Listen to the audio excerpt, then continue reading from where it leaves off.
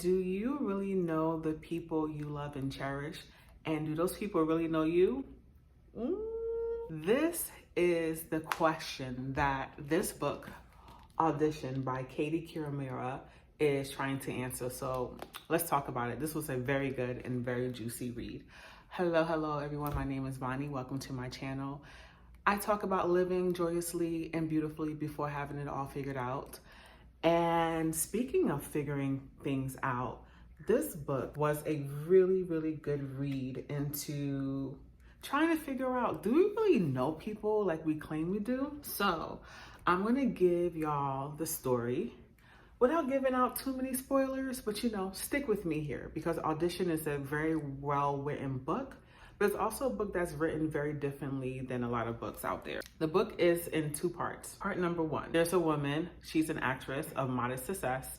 She has no name. She has no name throughout the entire book. That's for a reason. One day, this guy comes up to her, a young man, and it's like, hey, I think I'm your son. When you read the book, you find out that it's actually kind of impossible that she has a son or a kid to begin with. This son, this person who claims they're her son, finds a way into her life and stays there, and everything is well and good.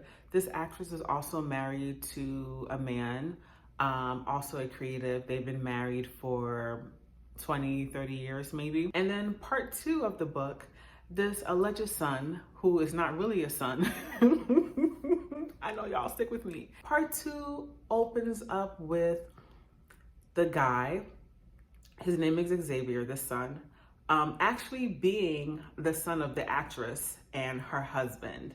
And the scene opens up at a dinner that they're having as a family, along with some of the actress's co-workers. She's in a long running play. And this son asks to move back home for a month or two. Of course, they let him move back home. Everything's all well and good until he asks his parents if his girlfriend can also come and live with them in the home, and chaos ensues. I'm going to leave it there because I think if I give away anything else, it'll spoil the book in case you want to read it. Now, the part about the son, is he her son? Is he not her son? Is very confusing. But I think when you really get down to the subconscious of the book, as you will, you realize that it's not about whether the guy is her son, if he isn't her son, who the hell is he, where did he appear from? It's really about how the actress's sense of self, her husband's sense of self, and her son's sense of self really change and morph throughout these different circumstances and contexts, and how you think you know people because you've known people for a really long time, or because they're your family or they're your friend or your partner, and you really don't. So let's talk about that. I wrote down 7.5 pages of notes for this. I'm not going to go through all 7.5 pages, but just a few things I really wanted to touch on because I thought this book was really interesting. So a few themes that I kind of teased out of the book. We think we know people, but we only know people in the way that we experience them. We really experience people in the way that we see them through our own lives, our own perspectives, our own biases, hopes, dreams, despair, right? We may know how our family is at home, but we don't really know how our family is at work. We only really know people, A, in the way that we see them, and B, in the context that we see them. So for example, if you have a partner, you experience them in your context, right? Just you and them. You may experience them in different contexts, say for example, with your family, your friends, their friends, but you don't really know how they are at work. You don't really know how they are when you're not around. You don't really know how they are with their friends when you're not around, right? So in many ways, our knowing of someone is A, skewed, and B, not exactly or fully accurate to the totality of their humanity. We don't know anyone fully, no matter how long we've known them for. I know.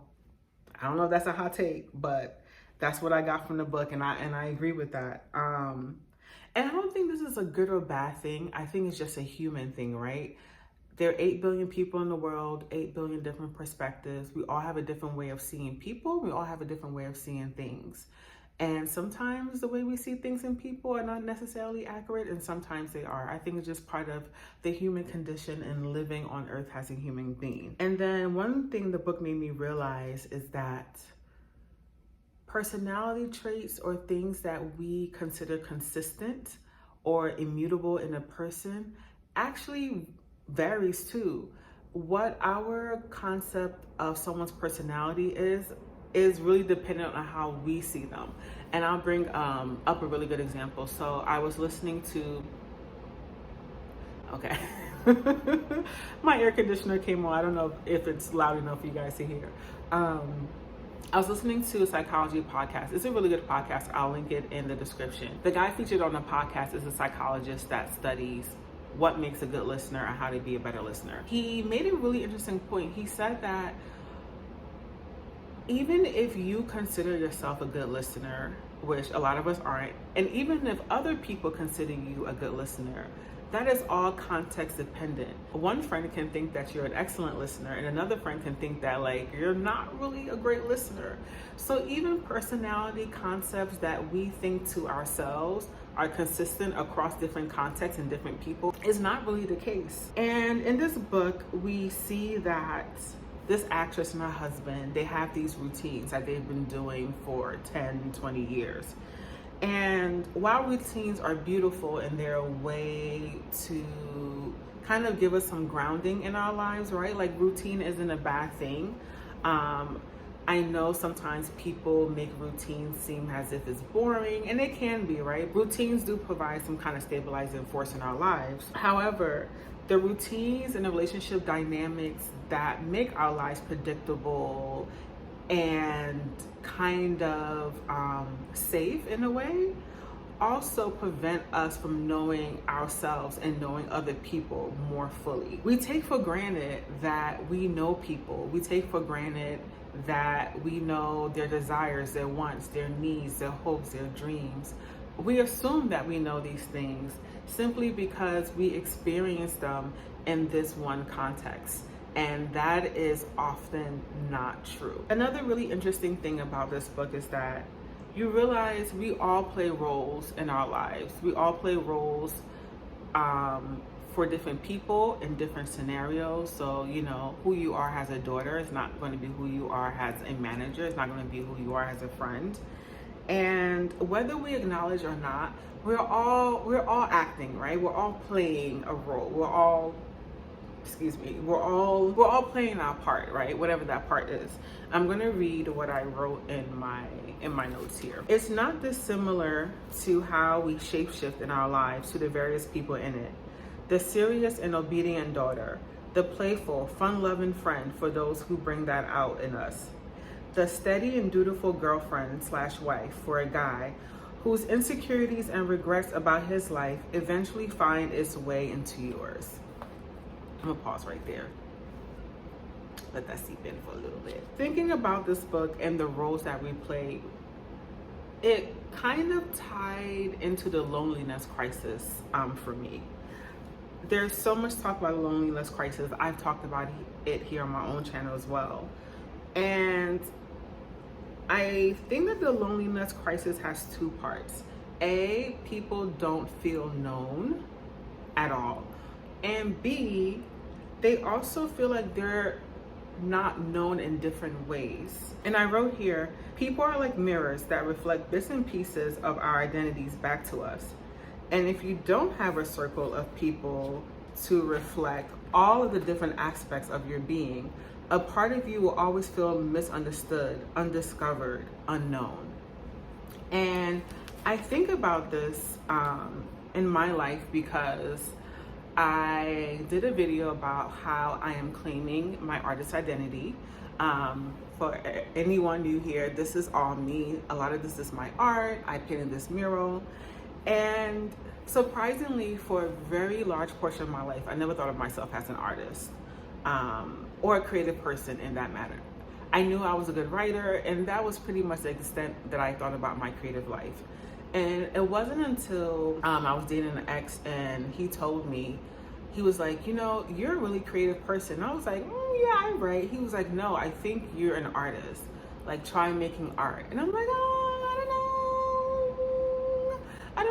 like, I tried art when I was a kid and I wasn't good at it, blah, blah, blah. And he's like, but you're an adult now. And he's like, why are you judging your artistic? Why are you judging your artistic abilities as a kid and you're an adult? And I was like, yeah, I'm not gonna argue with that. and he was right. I am an artist. I'm very much a creative person. I very much credit that person to me being the artist that I am today, to planting that seed in me that I am a creative person.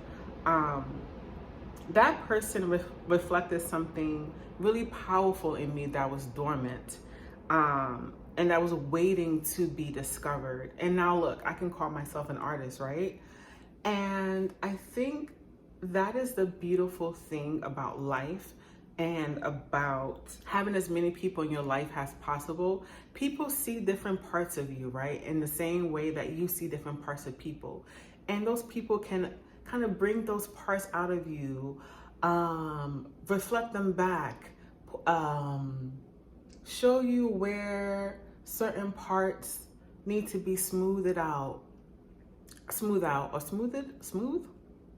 certain parts that needed to be sandpapered a little bit, let's say that. Parts of you that are okay being a little rough, right? We live in a culture of self-optimization, right? You have to optimize to maximize your input. And the people that really see you for who you are and your humanness understand that, like, there is no optimization of self, right? I'm not saying that we should not have a modicum of self-improvement.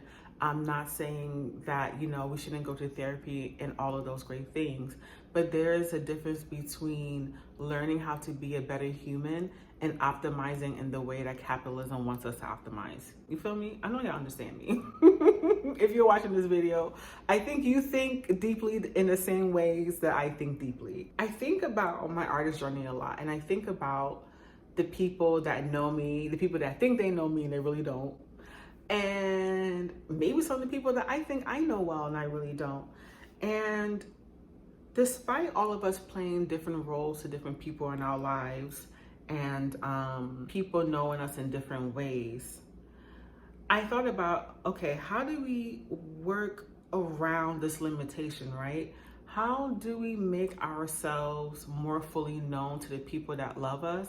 And how do we encourage people to show up more fully with us? And I think it boils down to two things. One, being curious. A lot of times with relationships, platonic and otherwise, that we've been in a really long time, we assume that we know the person really well. And that could be true to a certain extent, but I think a lot of times we forget that people change and they are changing, they are evolving. It is a natural part of life as we age.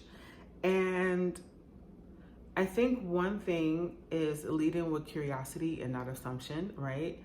Not being afraid to ask questions, even the questions that you think you know the answers to. Almost treating the person that you've known for a long time as if they're a stranger or they're a new friend. I think for me, some of my best friendships, the ones that have lasted for a really long time, I'm talking 15, 20, 25 years, they are the people that have grown and evolved with me, and I have grown and evolved with them. They understand that I am not the same person I was when I was 20.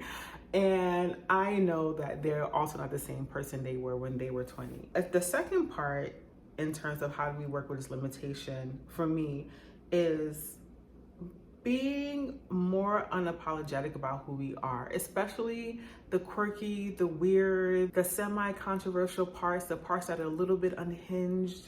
I think that's really hard, like I said, in a culture of self-optimization and wanting to be perfect for all kinds of people, wanting to perform. But from my personal experience, I have found that when I have discussed a hot take, something that I feel is uncomfortable for me to admit, or when I'm really honest about something, and maybe it's a little bit of an unpopular opinion, maybe it isn't, I find people gravitate towards that. Not everyone, but the people who kind of feel me, who kind of get me, and I get them, I find that that moment of vulnerability really opens the doors to greater discovery, greater curiosity, a different way of thinking about a solution. And it's been a really beautiful experience. All right, y'all, let me know below. Do you think you can know someone really well? Why or why not? I would love to know your opinions. If you liked my video, please subscribe, like, leave a comment. However you want to engage, it really helps very small channels like myself kind of move up in the algorithm, so to speak. And I'll be talking about this more on my Substack. The link is below. My Substack is called Unbothered and Moisturized, where I talk about identity, dating, friendships, and more. Till next time, take care, love you all, and see you soon. Bye.